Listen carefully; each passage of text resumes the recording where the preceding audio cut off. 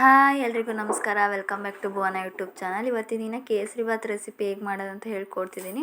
ಮೊದಲಿಗೆ ಒಂದು ಬೌಲಷ್ಟು ಚಿರುಟಿ ರವೆನ ನೀಟಾಗಿ ಹುರ್ಕೋಬೇಕಿದೆ. ಈ ರೀತಿಯಾಗಿ ಫ್ರೈ ಮಾಡಿ ಇಟ್ಕೊಂಡಿರೋದು ಆಲ್ರೆಡಿ ಇದು. ಅದೇ ಬೌಲಲ್ಲಿ ಸಕ್ಕರೆ ತಗೊಂಡಿದ್ದೀವಿ 1 ಬೌಲಷ್ಟು. ಮತ್ತು ತುಪ್ಪದಲ್ಲಿ ಗೋಡಂಬಿ, ದ್ರಾಕ್ಷಿನ, ಡ್ರೈ ಫ್ರೂಟ್ಸ್ ಇನ್ನೇನಾದರೂ ಇದ್ದರೆ ಆ್ಯಡ್ ಮಾಡ್ಕೋಬೋದು, ಯುವರ್ ಚಾಯ್ಸು. ಕೊಬ್ಬರಿ ಮತ್ತು ತುರಿದಿಟ್ಕೊಂಡಿರೋದು 1 ಬೌಲಷ್ಟು. ಒಂದು ಚಿಕ್ಕ ಗ್ಲಾಸಲ್ಲಿ ಎಣ್ಣೆನ ಬಿಸಿ ಇಟ್ಕೊಂಡು ರವೆ ಮತ್ತು ಸಕ್ಕರೆ ಹಾಕಿರೋ ಬೌಲಲ್ಲೇ ನೀರನ್ನು ಆ್ಯಡ್ ಮಾಡಬೇಕು. 3 ಬೌಲಷ್ಟು ನೀರು ಹಾಕಿದ್ದೀವಿ. ಅದಕ್ಕೆ ಬಿಸಿ ಆಗ್ತಿದ್ದಂಗೆ ಸಕ್ಕರೆನ ಆ್ಯಡ್ ಮಾಡಿದ್ದೀವಿ ಇವಾಗ. ಆಮೇಲೆ ರವೆ ಕೂಡ ಆ್ಯಡ್ ಮಾಡಿ ಇದು ಗಂಟಾಗ್ದಲೇ ರೀತಿಲಿ ತಿರುಗಿಸ್ತಾ ಇರಬೇಕು ಇದನ್ನು.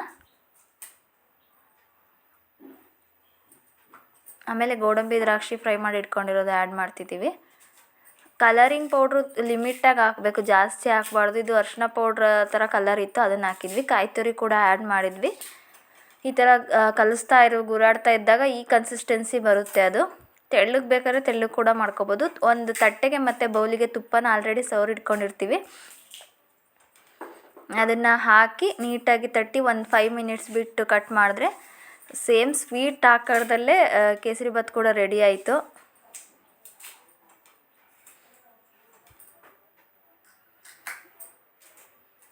ನೋಡ್ತಿರ್ಬೋದು, ಒಂದೇ ಥರ ಸ್ವೀಟ್ ತಿಂದು ಬೇಜಾರಾಗಿದ್ದರೆ ಈ ಥರ ಮಸ್ಟ್ ಟ್ರೈ ಅಂತಲೇ ಹೇಳ್ಬೋದು. ತುಂಬ ಚೆನ್ನಾಗಿತ್ತು ಕೇಸರಿಬಾತು.